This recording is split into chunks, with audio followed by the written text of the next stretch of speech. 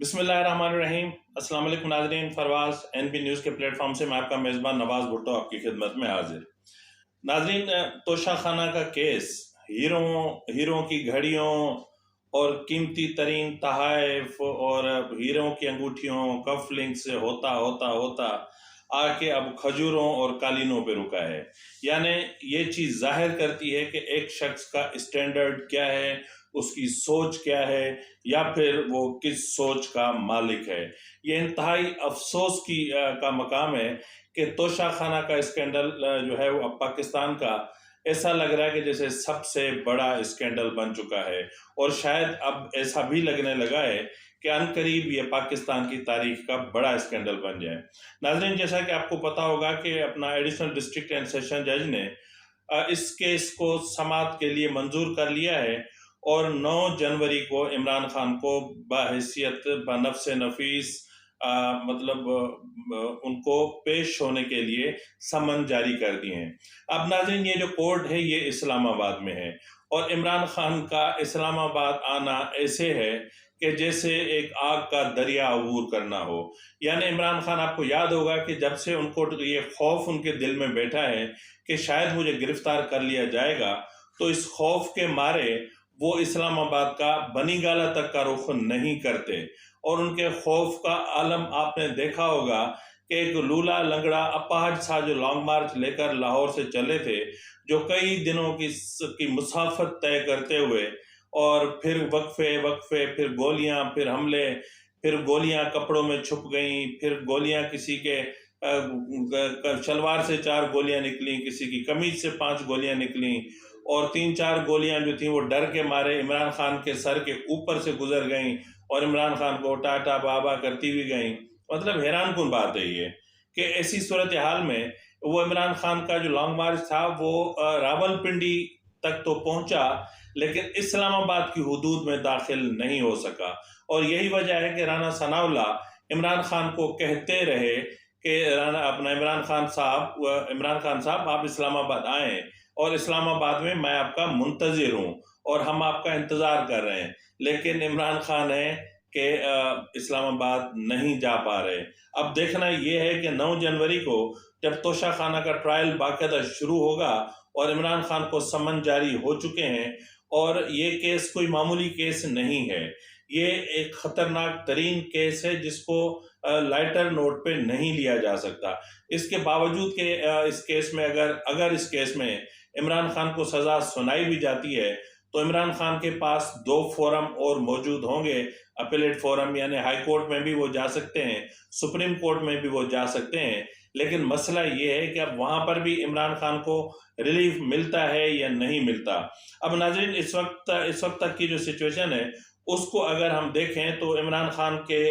खिलाफ जो है आर्टिकल 232 के तहत उनको 5 साल की सजा सुनाई जा सकती है। यानी 1,000 रुपए से ऊपर जितना भी जुर्माना, या 1,000 रुपए तक, यानी लाखों करोड़ों से होता हुआ अगर 1,000 रुपए भी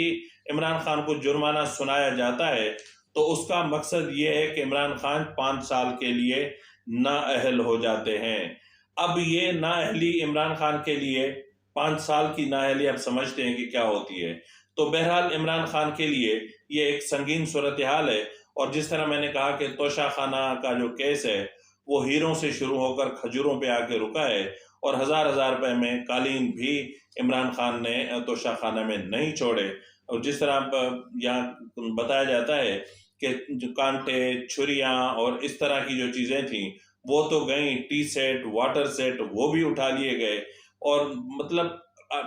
क्या बताऊं, मतलब 6 अरब रुपए की तो सिर्फ ज्वेलरी, जो अब आपको याद होगा कि ये खबर हमने ब्रेक की थी, तो हम इस वक्त जो है वो उसको तमाम चैनल्स, तमाम जो चीज़ें चला रहे हैं। अब देखना ये है कि अब इमरान खान 9 जनवरी को इस्लामाबाद कैसे जाते हैं, और जाते हैं तो आगे राना सनाउल्लाह इमरान खान को खुशामदीद करने के लिए फूलों के हार लिए अदालत के बाहर शायद मौजूद हों। नाज़रीन, नाज़रीन, इमरान खान पाकिस्तान के वाहिद सियासतदान होंगे, मतलब मुझे हंसी आती है इस पे कि इमरान खान पाकिस्तान की सियासत के वाहिद सियासतदान होंगे। मतलब जितनी भी मैंने हुकूमतें देखी हैं, जितने भी मैंने पॉलिटिशियंस देखे हैं, वो नवाज शरीफ हों, वो बेनज़ीर साहिबा हों, वो आसिफ जरदारी हों, वो शहबाज शरीफ हों या इनकी फैमिली के मेंबर्स हों, इन सबको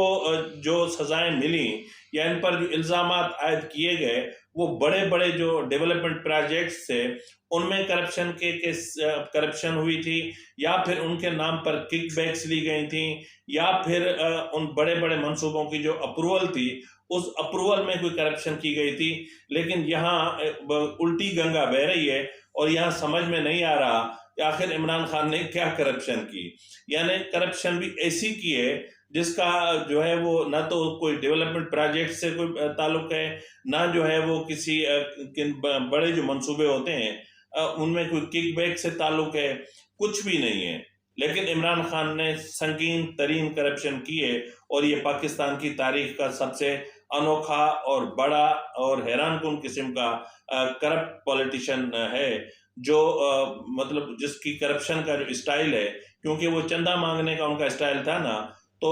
चंदा मांगने वाला और चिंदी चोर और फिर इमरान खान, मतलब इन तीनों चीजों को मिला लें तो जाहिर है कि यही सिचुएशन बनती है जो इस वक्त इमरान खान के साथ है। हर तरफ करप्शन, हर तरफ करप्शन, मतलब मालम जब्बा से लेकर बीआरटी से लेकर हेलीकॉप्टर से लेकर फॉरेन फंडिंग से लेकर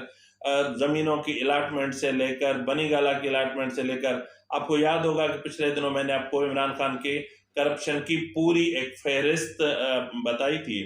तो बहरहाल इमरान खान वाहिद शहजादान है कि जिसके ज़माने में कोई प्रोजेक्ट नहीं बना और कहीं पर भी चंद किलोमीटर कोई सड़क नहीं बनी, कोई बड़ा हॉस्पिटल नहीं बना। हाँ, अलबत्ता इस्लामाबाद में कैंसर हॉस्पिटल की तामीर की कोशिश की गई, तो जिसको इमरान खान ने ये कहकर बंद करवा दिया कि जाहिर है कि उनका शौकत खानम जो हॉस्पिटल कैंसर हॉस्पिटल है वो उससे मुतासिर हो सकता था, क्योंकि इस्लामाबाद में वो बहुत बड़ा कैंसर का हॉस्पिटल बन रहा था और जिस पर कई करोड़ रुपए उसकी फिजिबिलिटी और इन तमाम चीज़ों पर खर्च भी हो चुके थे। तो इमरान खान ने उस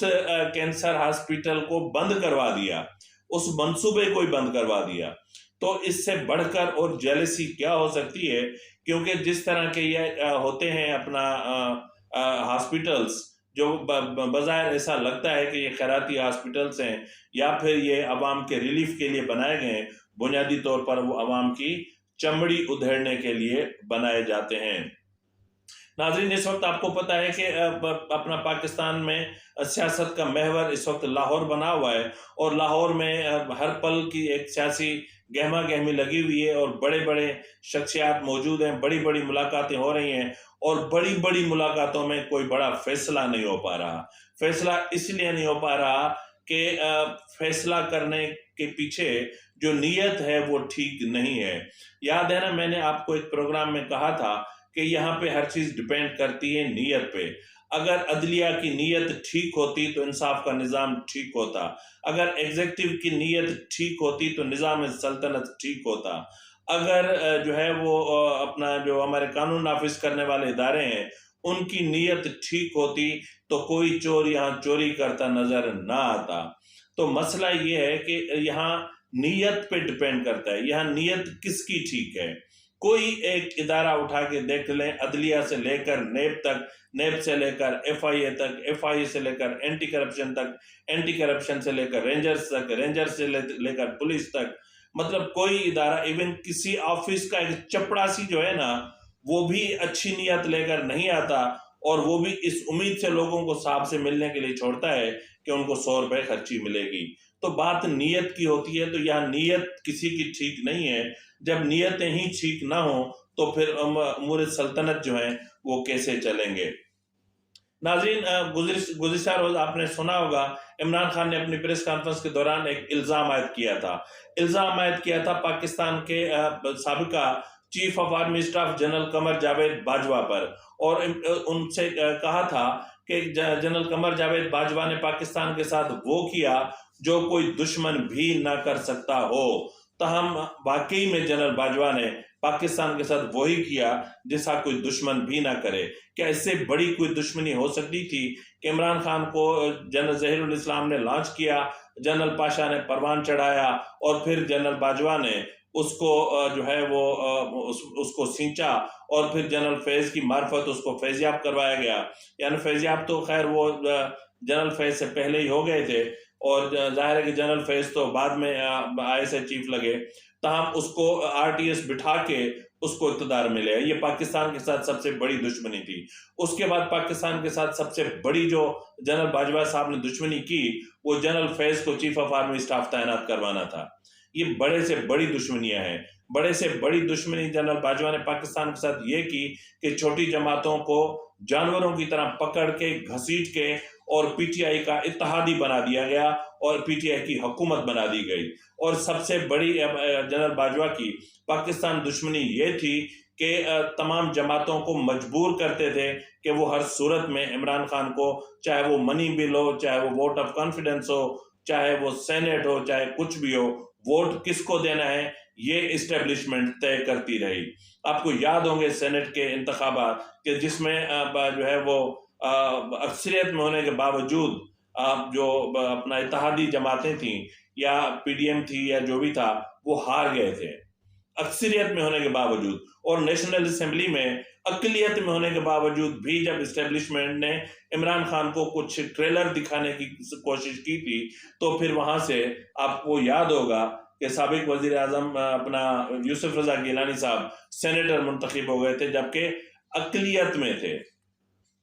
तो हैरत होती है कि जब ये सबसे बड़ी दुश्मनियां हैं जो मैं बता रहा हूं, जनरल फैज की दुश्मनी का खमियाजा हम भुगत रहे हैं। और उसके बाद फिर जो सबसे बड़ी दुश्मनी थी जनरल बाजवा की कि उन्होंने जनरल फैज को अपना कोर कमांडर पिशावर तैनात किया और उसने कोर कमांडर पिशावर तैनात होने के बाद वहां तालिबानाइजेशन को जो जगह दी, जो सॉफ्ट कॉर्नर उनके दिल में था, तो जिस तरह उनको लेकर आए, जिस तरह उनको बसाया और जिस तरह अफगानिस्तान के साथ मामला तय किए, उसका खमियाजा आज हम भुगत रहे हैं कि आज हमारी मगरबी रियासत में अपना सरहद महफूज नहीं है और आज हमारी मगरबी सरहद पे दूसरा तीसरा दिन है मुसलसल गोलाबारी हो रही है, आम शहरी शहीद हो रहे हैं और मतलब अब ये सिचुएशन हो गई है कि आज वहां पर जंगी साजो सामान पहुंचाने की सिलसिला शुरू कर दिया गया है। यानी अब अगर अफगानिस्तान से जो है वो कोई वार होता है तो फिर पाकिस्तान उसका जवाबी वार करेगा।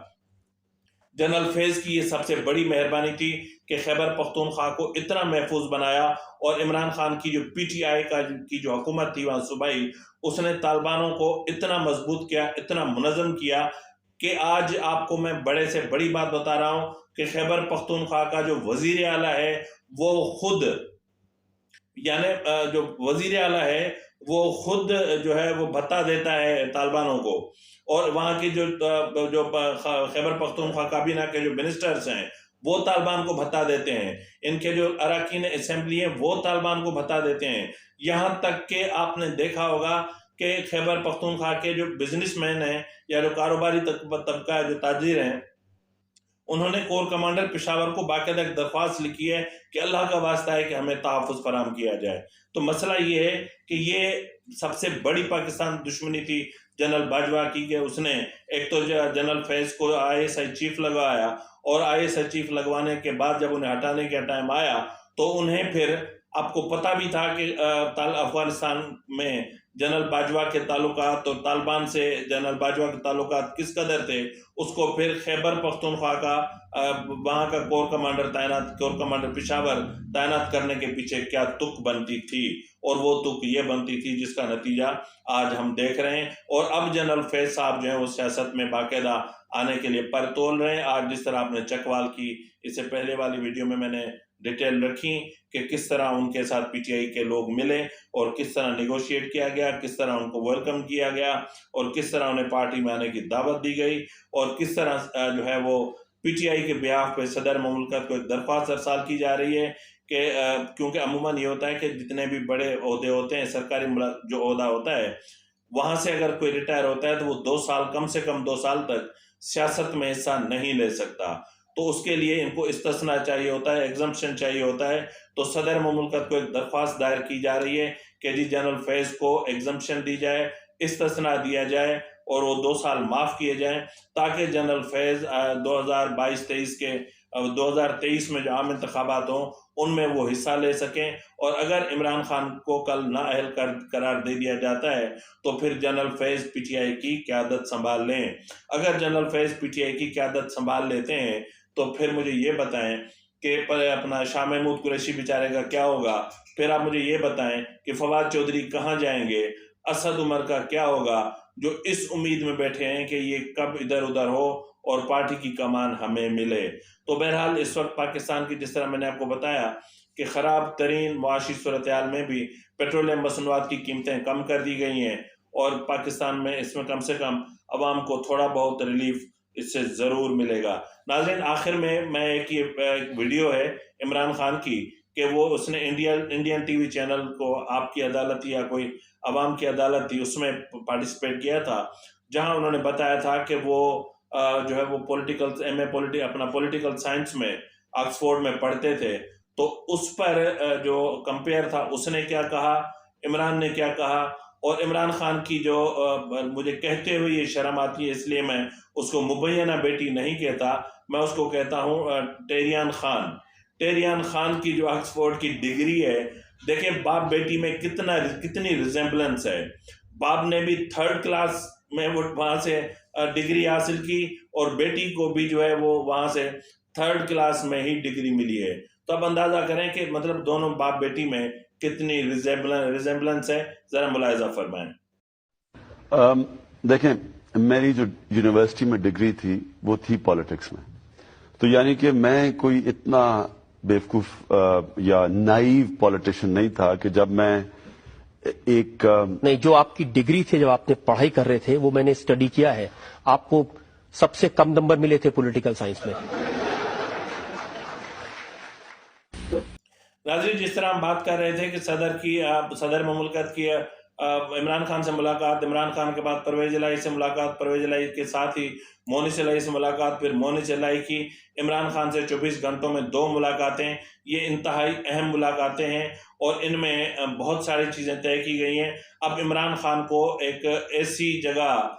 फंसा दिया गया है, यूं समझ लें कि बीच में दरख्त है और इमरान खान ने उस दरख्त को गले से लगाया हुआ है। बज़ाहिर ऐसा लग रहा है कि इमरान खान ने उस दरख्त को गले से लगाया हुआ है, लेकिन हकीकत ये है कि इमरान खान को पीछे से हथकड़ी लगी हुई है। तो इसीलिए अब इमरान खान ना तो उस दरख्त को छोड़ सकते हैं, ना वो दरख्त इमरान खान को छोड़ सकता है। तो इस वक्त अब देखना ये है कि इमरान खान ने 17 तारीख का ऐलान तो कर दिया, लेकिन 17 तारीख को वो किस तारीख का ऐलान करेंगे, क्योंकि उनको तारीख ही नहीं मिल रही। तो जब इमरान खान को तारीख ही नहीं मिल रही तो फिर पंजाब असेंबली तहलील कैसे होगी, और अगर पंजाब असेंबली तहलील जब तक नहीं होती तब तक खैबर पख्तूनख्वा असेंबली तहलील नहीं होगी। तो इसलिए इमरान खान ने इस दरख्त को गले से लगाया हुआ है और देखने वाले देख रहे हैं कि इमरान खान दरख्तों से बहुत प्यार करते हैं और इसलिए उन्होंने जो है वो बिलियन ट्री का कोई प्रोजेक्ट लॉन्च किया था। लेकिन अगर आप हकीकत में देखें कि इमरान खान ने जिस तरह गले दरख्त को पकड़ा हुआ है, असल में उसके दूसरी तरफ इमरान खान के हाथों में हथकड़ी लगी हुई है। तो यहाँ इमरान खान के हाथों में वक्त ने हथकड़ी लगाई हुई है और उस दरख्त को गले लगाया हुआ है। इस तारीख को गले तो लगा लिया है, अब देखना ये है कि ये तारीख इमरान खान को दूसरी कौन सी तारीख देने के लिए कहती है, क्योंकि परवेज इलाही ने वाज़ेह तौर पर कह दिया है कि वो असेंबली तहलील नहीं करेंगे और आपके लोगों को अगर रेजिग्नेशन करना है, रिज़ाइन करना है तो कर दें, आपको नेशनल असेंबली से रिज़ाइन करना है तो कर लें, हम कहीं नहीं जा रहे। इसलिए कि उनको पता है कि उसके पीछे आसिफ जरदारी की डॉक्ट्राइन है और परवेज इलाही की हुकूमत कहीं नहीं जाने वाली। तो नाज़रीन, इसी के साथ ही अपने मेज़बान नवाज़ भुट्टो को इजाज़त दीजिए। फ़ी अमानिल्लाह।